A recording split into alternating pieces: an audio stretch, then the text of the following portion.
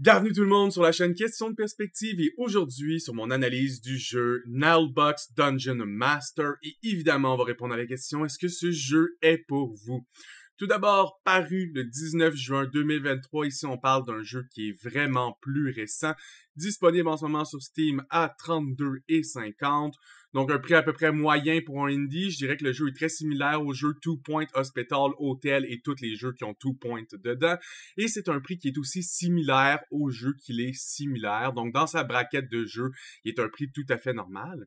Le jeu a été fait par le développement Artifact Studio, qui est entre autres connu pour Crown War de Black Prince, quelques tactiques RPG, Arkham Horror Mother's Embrace, ou encore Terraforming Mars que vous m'avez vu essayer sur cette chaîne.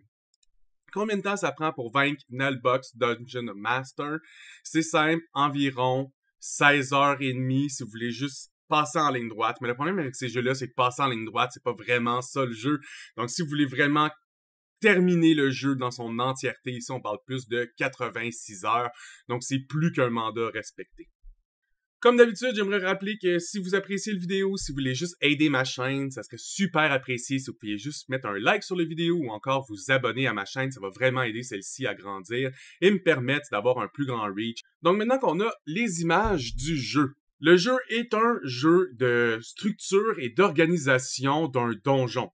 Un peu comme dans les Two Points, vous allez gérer un hôpital, vous allez gérer un musée, vous allez gérer des écoles. Mais dans celui-ci, vous allez gérer un donjon qui est là pour combattre et faire des missions un peu contre les aventuriers. Vous êtes le contraire de ce qu'on verrait dans un jeu normal. Habituellement, vous seriez un groupe d'aventuriers puis vous devriez aller dans les donjons pour le conquérir. Mais là, vous êtes le donjon qui essaie d'empêcher les aventuriers de le conquérir.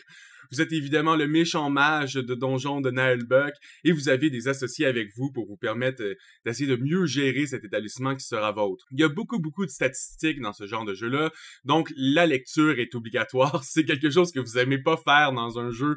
C'est sûr que ce jeu-là n'est pas pour vous. C'est un jeu qui nécessite énormément de lecture et de compréhension des mini-textes qu'il y a ou des mini-informations qu'il y a pour être capable d'avancer dans notre semaine. Entre autres, en ce moment, on me parle de la taverne, qui est un des bâtiments de mon donjon, mais qui est un des bâtiments qui me rapporte de l'argent, parce que c'est pas les membres nécessairement de mon donjon qui vont venir ici, c'est comme un restaurant, donc n'importe qui vient dépenser de l'argent dans ma taverne, mais c'est bon pour mes affaires, et avec cet argent-là, je peux me permettre d'acheter des choses dans mon donjon et vice-versa. Dans ce genre de jeu-là, il y a toujours l'équivalent des raids, encore plus évident alors qu'on gère un donjon qui va se faire attaquer par des héros. Donc, il va nous falloir des gardes, donc on fait la salle, et après ça, on la construit. Une fois que la salle est construite, on peut modifier les choses à l'intérieur pour être capable d'augmenter sa rareté. Ici, on voyait qu'on était une demi-étoile sur 4. Donc, on peut rajouter des choses de prestige dans la salle ou la mettre de plus en plus grosse pour qu'elle atteigne finalement ce 4 étoiles. Et aux 4 étoiles, elle va avoir une plus grande utilisation qu'à 1 étoile. Dans le fond, ça joue sur la force de la chambre, le nombre d'étoiles qu'elle a et quel prestige la salle donne à votre donjon aussi, ce qui est important pour vos stats. Plus tard, vous allez débloquer dans la salle de garde, entre autres une prison, vous allez pouvoir capturer des gens et leur poser des questions pour avoir des informations sur d'autres missions.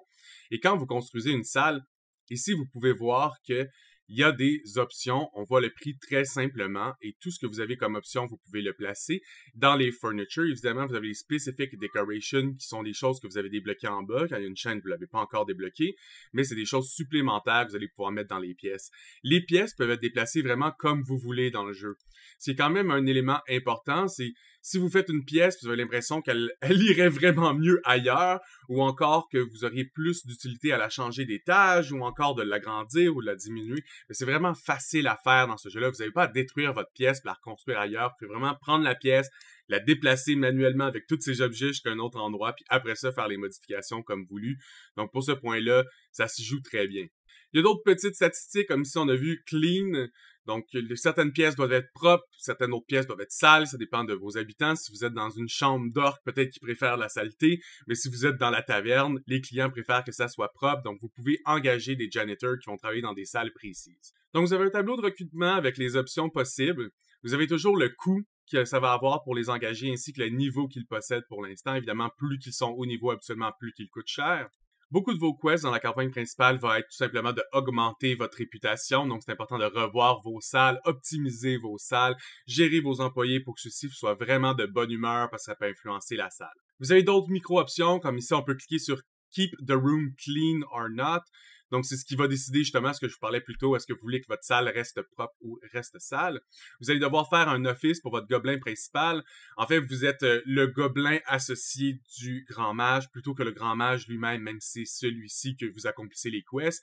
Donc, il vous faut un bureau. Donc, vous allez pouvoir vous faire un bureau et mettre les objets dans celui-ci. Puis, chacune des pièces ont une utilité différente, que ce soit la salle de prison, une salle pour que vos employés peuvent se relaxer, une salle pour que les gens puissent aller dormir, des salles pour la banque, pour payer vos employés à chaque semaine, ce qui va être quand même assez important si vous voulez qu'ils restent là et ne fassent pas de révolte.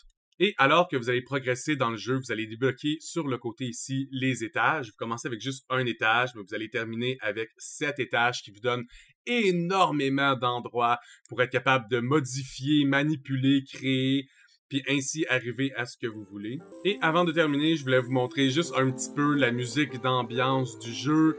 C'est rien d'exceptionnel, c'est pas un OST qui va vous faire trembler, mais au moins c'est là pour vous accompagner dans le jeu alors que vous êtes en train de faire des choses. Et je vais terminer en disant, et oui, il y a des marches pour faire monter d'un étage à l'autre. Donc c'est simple, vous allez devoir construire autour. Planifier aussi que les aventuriers vont prendre ces marches-là, donc pas mettre vos salles les plus importantes directement à côté des marches. Vous allez pouvoir mettre des trappes dans votre donjon pour que ceux-ci s'occupent aussi avec les gardes des aventuriers. Plus que les aventuriers font du trouble dans votre donjon, plus ça va vous coûter cher. Et évidemment, plus vous torchez vite les aventuriers, plus vous faites de l'argent et de la réputation. Vous allez aussi avoir la possibilité d'aller raider d'autres organisations evil pour essayer de faire un peu plus d'argent ou certains objets. Des fois, c'est des objets de décoration qui peuvent se mettre dans votre donjon qui n'est pas prévu, qui sont nouveaux. Et c'est un peu ce qui fait le tour de ce jeu-là. Évidemment, j'en ai pas beaucoup à dire ou à expliquer. C'est vraiment un jeu de gestion. Vous allez pouvoir cliquer sur les salles que vous voulez faire. Une fois que vous avez cliqué sur la bonne salle, vous pouvez décider sa taille, vous pouvez mettre des objets comme vous voulez à l'intérieur et la planifier vraiment comme vous voulez. Malgré que, évidemment, le comme vous voulez est dépendant de combien de prestige ça donne. Après tout, vous pourriez faire la chambre qui, à votre regard, est la plus belle de tous les temps. Si elle n'est pas max prestige, vous allez probablement devoir rentrer plein de stock dedans et mettre trop d'objets pour que ça soit visuellement beau, mais que ça va permettre d'avoir le maximum de prestige. Donc, une certaine créativité, une liberté, c'est beaucoup dans les jeux de gestion, c'est beaucoup similaire au Two Point. Pour moi, c'est un jeu que je vais venir conseiller parce qu'évidemment, si vous jouez vraiment pour faire tout ce qui est possible de faire dans ce jeu-là, ben, il va remplir son mandat d'$1 de l'heure et même beaucoup moins cher que ça. Par contre, si je le compare à certains autres Two Point, j'aime un peu plus la série de jeux Two Point pour la simple et bonne raison que, pour moi, il y a un peu plus de diversité. Quand tu fais un tableau dans Two Point, souvent, il va y avoir un thème ou une mécanique à ce tableau-là, puis après ça, vous allez aller à l'autre tableau, il va y avoir une mécanique, et le tableau final va avoir toutes les mécaniques ensemble. Donc, ce qui vous permet d'avoir un peu plus de pas de rejouabilité, mais alors que vous avancez dans le jeu, vous avez plus de nouveautés et de découvertes. Alors que j'avais l'impression, en jouant en Nullbox Dungeon Master, puis en terminant, que rapidement dans le jeu, j'avais accès à tout. Puis après ça, c'était que de l'optimisation. Fait que si vous aimez avoir vraiment beaucoup de découvertes, peut-être que le jeu va moins atteindre vos objectifs, mais si vous aimez vraiment juste un jeu de gestion à propos de gérer, puis de construire juste un petit peu d'affaires et de les gérer vraiment dans leur optimisation la plus précise, ben, Nullbox Dungeon Master va définitivement être pour vous. Et je vais terminer en disant que le jeu est quand même assez drôle, les commentaires sont quand même assez drôles, on s'entend, on parle d'un jeu de Dungeons Nullbox. Si vous ne connaissiez pas cette série, c'est une série qui avait été créée il y a très longtemps pour parodier Donjons Dragons, donc le jeu est aussi une parodie de Donjons Dragons et donc tout aussi drôle. Bon, non, c'est pas vrai. Moins drôle parce que ça reste un jeu puis c'est pas une histoire, mais c'est un jeu quand même assez drôle. Et je vais vous laisser sur ces paroles. Au plaisir de se voir sur une autre vidéo, tout le monde. À plus.